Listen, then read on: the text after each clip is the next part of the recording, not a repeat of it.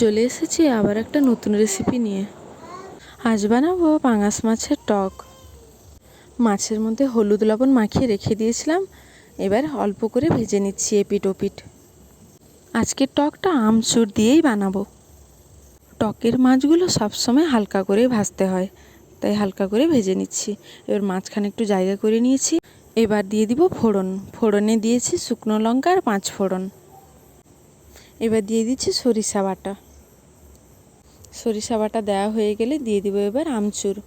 আমচুর আমি এখানে 3টে মাছ নিয়েছি, তো 3টে মাছের জন্য যতটুকু আমচুর লাগবে ওইভাবেই দিয়েছি। আমি এখানে 2টো আমচুর দিয়েছি। দিয়ে দিচ্ছি আবার কিছুটা পরিমাণে জল। এবার লবণ পরিমাণ মতো দিয়ে দিয়েছি, হলুদ দিয়ে দিয়েছি। দিয়ে এবার তরকারিটা করে নিব। নেড়ে চেড়ে কিছুক্ষণ ফুটে এলেই তৈরি পাঙাশ মাছের আমচুর দিয়ে টক। তো রান্নাটা কেমন লাগলো অবশ্যই কমেন্টে জানাবে। আর আমাদের প্রয়োজন বুঝে আমি 2টো কাঁচা লঙ্কা এখানে দিয়েছিলাম। টকের মধ্যে সেদ্ধ কাঁচা লঙ্কা ভাতের সাথে মাখিয়ে খেতে খুবই ভালো লাগে। ভিডিওটা কেমন লাগলো অবশ্যই কমেন্টে জানাবে। ভালো লাগলে লাইক শেয়ার করতে যেন ভুলো না।